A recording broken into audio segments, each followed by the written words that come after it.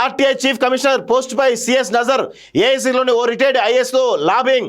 April 30న Shantikumar retirement post ఇవ్వద్దని హైకమాండ్కు కాంగ్రెస్ లీడర్ల ఫిర్యాదు.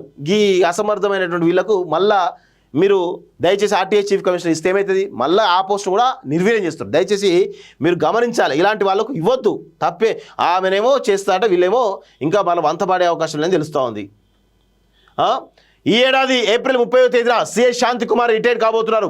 అయితే ఆమె మరికొంతకాలం ప్రభుత్వ పదవిలో ఉండేందుకు ప్లాన్ చేస్తున్నట్లు ప్రచారం జరుగుతున్నది.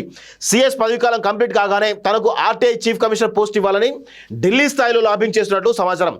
ఏఐసిసిలోని ఓ రిటైర్డ్ ఐఏఎస్ అధికారి ఆమె పేరును సిఫారసు చేసినట్టు డిస్కషన్ జరుగుతుంది. ఏ పదవి వద్దంటున్నటువంటి కాంగ్రెస్ నేతలు శాంతికుమార్ తన పదవీ కాలాన్ని మరో 3 నెలలు పొడిగించుకునేందుకు ఇప్పటికే ప్రయత్నించారని, కానీ ఏఐసీ నుంచి సానుకూలమైన స్పందన రాలేదని తెలిసింది. దీంతో ఆమె ఆర్టీఐ చీఫ్ కమిషనర్ పోస్టుపై నజర్ పెట్టినట్టు సమాచారం. సిఎస్ చేస్తున్నటువంటి లాబింగ్ను గ్రహించినటువంటి కాంగ్రెస్ లీడర్లు ఆమెకు ఏ పదవి ఇవ్వొద్దని హైకమాండ్కు ఫిర్యాదు చేసినట్టు తెలిసింది. మంత్రులు ఎమ్మెల్యేలు కనీసం గౌరవించారని, చివరికి అపాయింట్మెంట్ కూడా ఇవ్వరని కంప్లైంట్ చేసినట్టు సమాచారం. శాంతికుమార్ వల్ల కాంగ్రెస్ ప్రభుత్వానికి మేలు కంటే కీడే ఎక్కువ జరిగిందని నేతలు ఆరోపిస్తున్నారు. ఆమె సమన్వయ లోపం వల్లే ప్రభుత్వ పథకాలు సమర్థవంతంగా అమలు కావడం లేదని వారు ఆరోపిస్తున్నారు అంటూ చూస్తా ఉన్నాం. మరి ఇలాంటి వాళ్ళకు మీరు దయచేసి ఏమి ఇస్తారో ఏందో చూడాలి. అవసరం లేదు, వాళ్ళతోటి పని లేదు.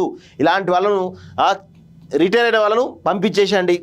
మీకు అనుకూలంగా ఉన్నట్టు కొంతమంది సీనియర్ ఐఏఎస్ అధికారులు, రిటైర్డ్ అధికారులు ఎవరుతారో ఫస్ట్ మీరు ఒక ఇంటలెక్చువల్ సలహాదారులు పెట్టుకోవాల్సిందిగా రేవంత్ రెడ్డి గారిని నేను సూచిస్తా ఉన్నాను. ఆ లోపల చాలా స్పష్టంగా కనబడతా ఉంది. ఎప్పుడైతే సీనియర్ ఐఏఎస్ అధికారులను కనుక మీరు సలహాదారులు నియమించుకుంటారో కొంత కంట్రోలింగ్ కూడా, అన్ని సలహాలు కానీ కొంత అడ్మినిస్ట్రేటివ్ కంట్రోల్ కూడా వచ్చే అవకాశం ఉంటుంది. దయచేసి ఇలాంటి అసమర్థమైనటువంటి వాళ్ళు మాత్రం నియమించుకోకండి. సో వీటిపైన పట్టు ఇంకా సాధించాల్సిన అవసరం అయితే ఉంది. ఏప్రిల్ 30 తర్వాత మంచి ఐఏఎస్ అధికారి, సీనియర్ అధికారిని మీకోసం, ఈ రాష్ట్రం కోసం పనిచేసేటువంటి ఎవరైతే ఒక మంచి సిన్సియర్ అధికారి అవుతున్నారో వాళ్ళని నియమించుకుంటే బాగుంటుంది. లేదంటే మాత్రం ఇంకా వ్యతిరేకత పెరిగేయడానికి స్కోప్ ఉంటుంది.